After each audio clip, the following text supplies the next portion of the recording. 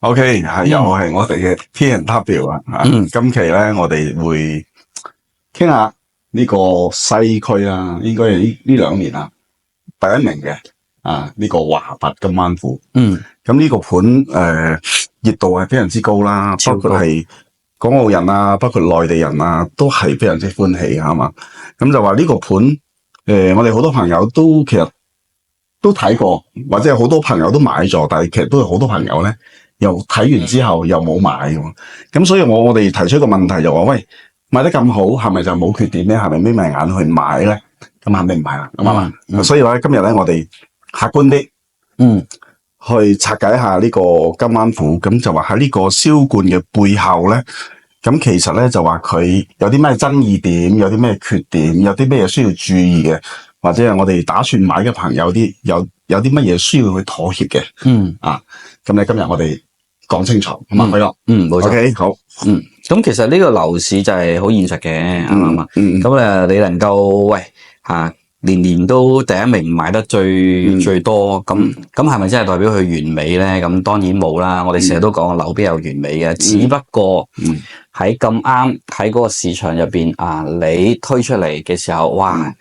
符合晒所有人嘅要求，或者大部分市民嘅要求，咁咪容易咪中咯。冇錯，即係時勢做英雄咯嘛。咁所以我哋今集咧就特登真係要同大家講下呢個介紹下，分析下呢個樓盤好壞之處啦。冇錯，即係我哋咧唔係 sell 大家，而係話傾下偈，係啦，將佢好嘅、唔好嘅係啦，唔好嘅擺喺台面，係啦，都要擺出嚟話俾大家知。好，我哋開始進入我哋嘅正題第一個 point 我哋循例啦。先彈一彈佢先，彈一彈佢有咩缺點，好嘛？分享下。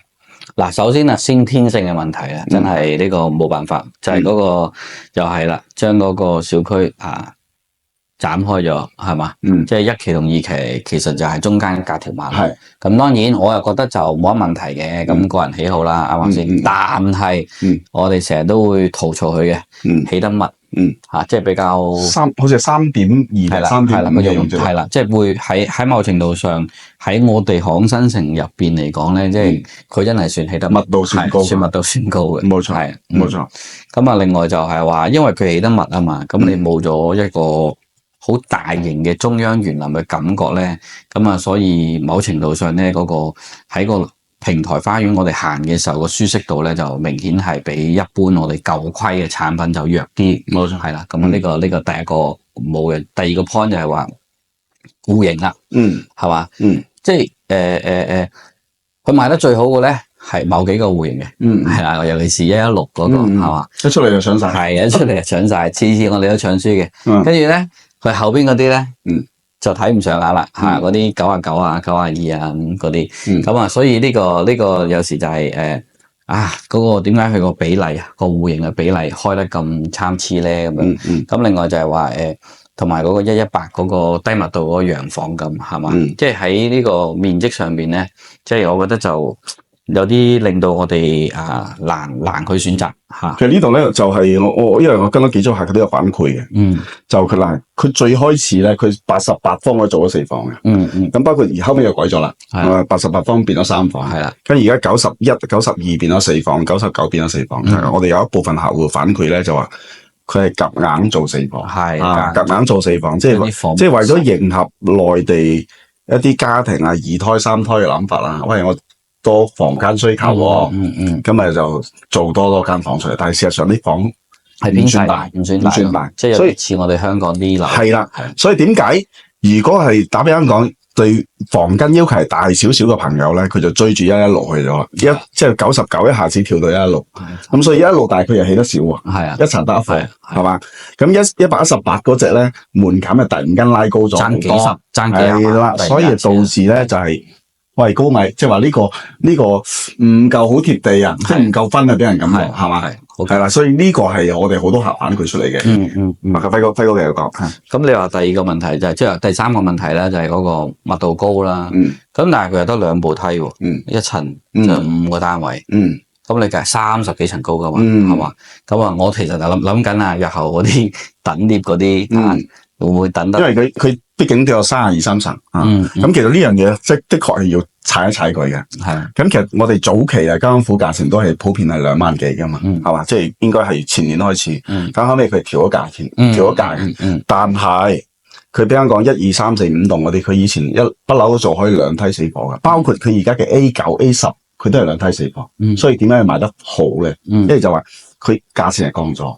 但係呢嗰個舒適度都調咗落嚟，所以要講話某種程度嚟講，我哋都可以講佢減咗倍，減咗倍，所以話會有擔心呢個即係話早晚高峰減嘅一個壓力嘅問題啦，係嘛？OK 好，咁啊仲有應該仲有一個嗱第4個 point 咧就係講翻嗰個樓花期啦，係呢個都令到大家都冇辦法，真係要等得耐，你起碼18個月到24個月，係嘛？即係所以喺某程度，但係你又無可否認嘅，佢真係喺咁嘅樓咁長嘅樓花期都啲人都爭住去，係嘛？係。咁呢度咧就係啦，呢度其實我仲有一樣嘢我要補充一下嘅，就係因為珠海咧，其實佢除咗我哋講好朋友係一個外地購買力啦，咁咧仲有一個係我哋北方朋友，即係內地北方朋友嘅購買力。咁其實就話佢對港新城嘅認可度，其實大家嘅認可度同港澳人認可度係非常之高。咁但係就話，所以呢個盤咧，佢北方人嘅嗰個購買比例都好高嘅。係嘛？所以點解就導致咗佢起唔切嚟買？係嘛？你好似嗱，而家佢 A9、A10。今日我哋去睇，應該係起咗5、6層嘅啫。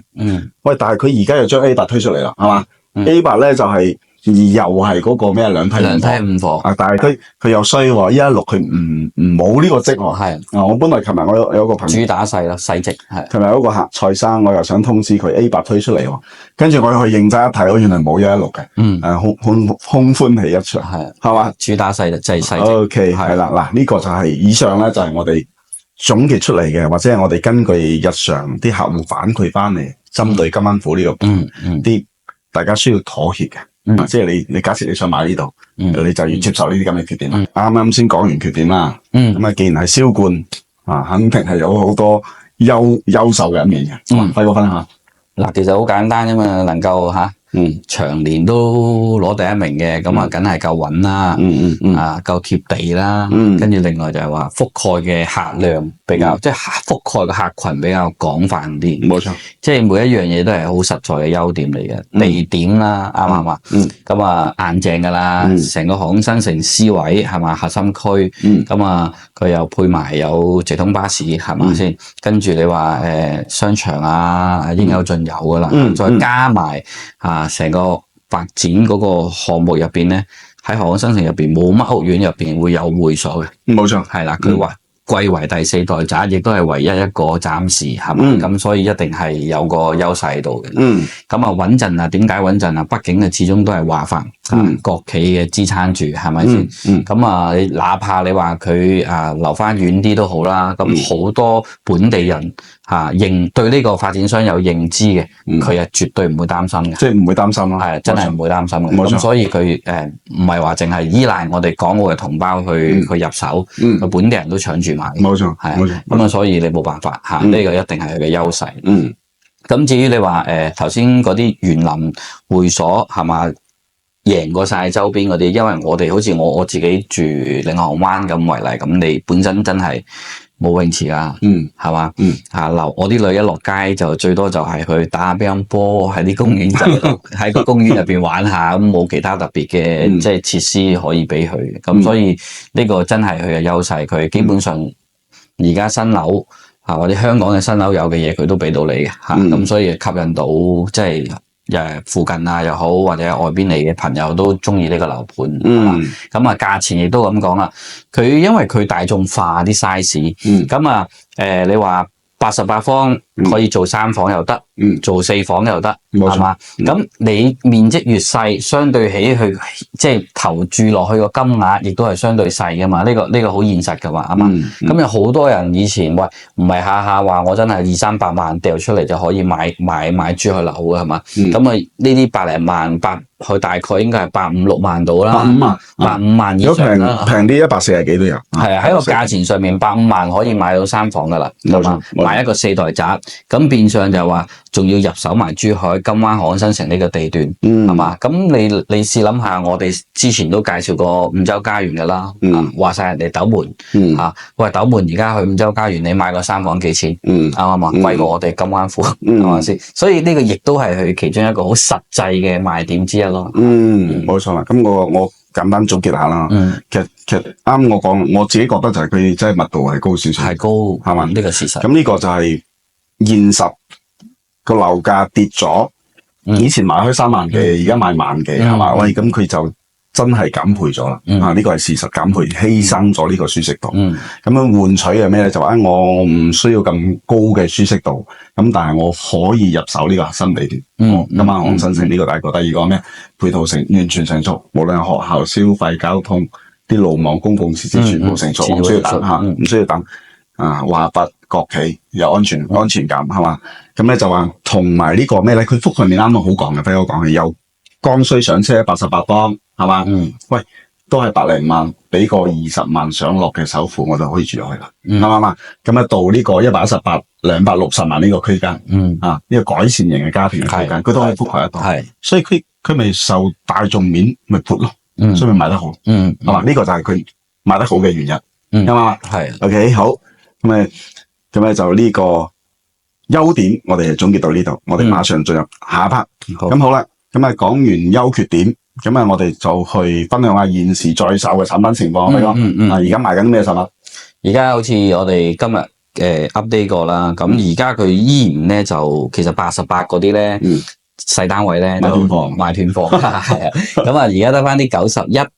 即係或者係99，所以咧係4房嘅咁其實91咧佢都做到4房嘅，不過喺個廳度夾硬放出嚟啦咁呢個我哋就先唔好講啦，就講主要係91同埋99呢兩種產品另外咧就仲有嗰個118，但係118咧佢升級咗嘅小高層嗰隻咧同以前唔同嘅，佢以前嘅118咧就4房就2個 toilet 一個套房計嘅，咁而新嘅118咧佢係雙套房設計嘅，即係有3個洗手間，係啦，呢個就同之前又唔同嘅咁所以而家主打咧就係呢3個咁但係咧消息就話咧佢哋下星期啦，如無意外咧就會全新推出個8A。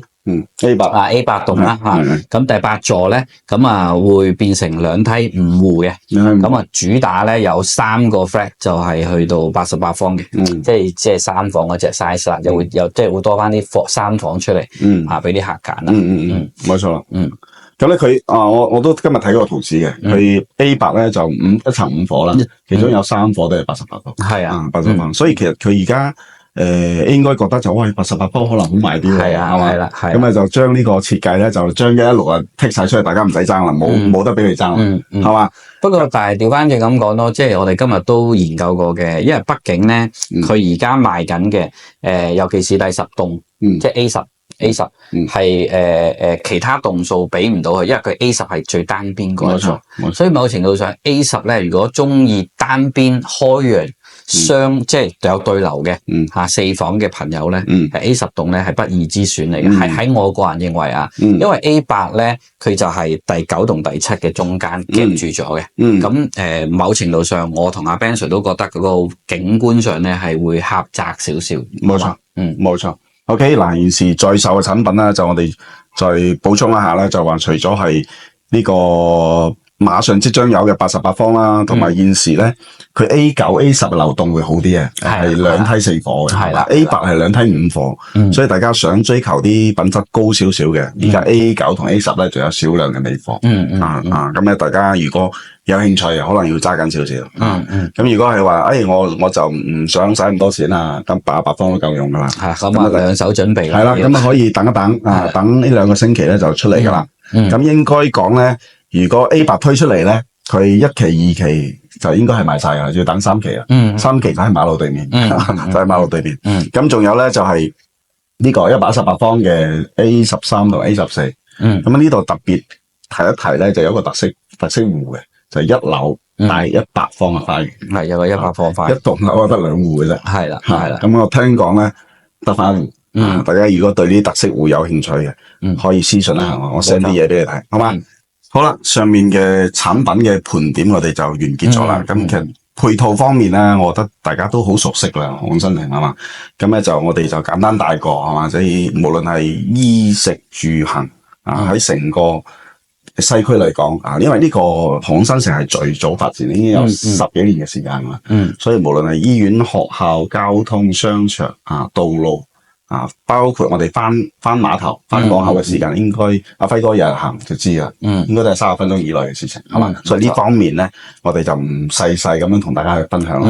咁咧，最後一個模塊咧，我覺得就係都係嗰句說話，樓咧冇話好，亦都冇話佢唔好，即係話啱咩人嘅啫。係啊，咁啊，輝哥，你住今晚住咗咁多年啦，咁咧就話嗰邊好多樓盤都好熟悉啦。咁其實針對呢個今晚符，你覺得啱啲咩港澳朋友去入手？其實基本上就係話中意啲接近香港啲新樓嘅模式嘅，即係你要有配套，即係簡單啲咁講，即係要有會所，啊，你有得玩啊，即係喺屋企自己入邊範圍可以自給自足去玩嘅，甚至乎佢金灣府亦都外圍有啲臨街鋪，係嘛，即係第時肯定就唔會話吉咗喺度噶啦，因為本身華發自己都有商場，係肯定會引入啲方便啲俾啲業主用嘅，咁你中意呢一種模式嘅，咁啊金灣府亦都真係不二之選嘅，再加上你想話花少錢買實用，因為畢竟我係4代宅啊嘛，售面積係可以去到超過100%，係嘛？咁你諗下88方可以做到3房，係嘛？甚至乎4房，冇錯，係啊。咁你諗下，你唔好理佢啲房夠唔夠你用，唔夠用你咪揀大啲咯，啱唔啱先？咁你夠用嘅，但係你只係用咗8、5、6萬嘅預算啫喎，係嘛？你就已經買齊晒我哋頭先所講嘅嘢，加上而家佢有埋直通巴士翻香港，咁你話就算你話我真係翻嚟度假退休，我唔係下揸車噶嘛，啱唔啱啊？咁或者我有啲後生車我嘅時候，我先至有車啫。咁如果我冇車接送嘅時候，我要靠自己嘅時候，我唔想咁複雜喎。咁你咪可以點對點翻到香港咯，冇錯嘛，冇錯。咁所以我覺得即係其實佢真係適合好多方面嘅人群選擇㗎，連本地人都真係中意嘅，呢個冇可否認嘅。咁呢度我再補充下啦，我覺得就話首先嗰個預算咧，應該係150萬到250萬呢個區間，啱唔啱啊？呢個係好重要嘅，係嘛？你有夠呢個預算，你就可以考慮呢度啦。咁最後一樣我要補充咧，就係話啱啱輝哥都強調咗好多次，就係本地嘅買家係佔咗1半以上嘅，係嘛？即係我聽講係啲公務員啊、醫生啊、律師啊個比例都好高，咁所以本地嘅精英階層都揀嘅地方，佢相對嚟講，佢一定係咩啊？保值，保值係嘛？因為佢購買嘅群體闊咗，係啊，係嘛？所以大家係喺呢個預算啱之餘咧，就話我又住得舒服，我更加又注重呢個保值升值甩手嘅程度嘅，咁呢度咪啱你咯，係啊，係嘛，OK 好啦，咁咧金灣府我哋就拆解到呢度啦，好嘛，咁咧就話我哋亦都係做咗份 PDF 嘅文件，將佢好嘅唔好嘅我都寫得好清楚嘅，冇錯，咁同埋就啱我哋講嘅啱啲咩人買，唔啱啲咩人買，係嘛，我哋都會寫得好清楚。如果大家有需要嘅，可以scan 下我哋呢個二維碼，咁仲有咧，如果覺得我哋講得係 OK 嘅，俾個 like，俾個訂閱，我哋支持下，好嘛？OK，記住，如果想喺金灣揾第4代宅，只有金灣府嘅暫時。OK，好 ，PM 我哋，拜拜。OK，好，下期見，拜拜。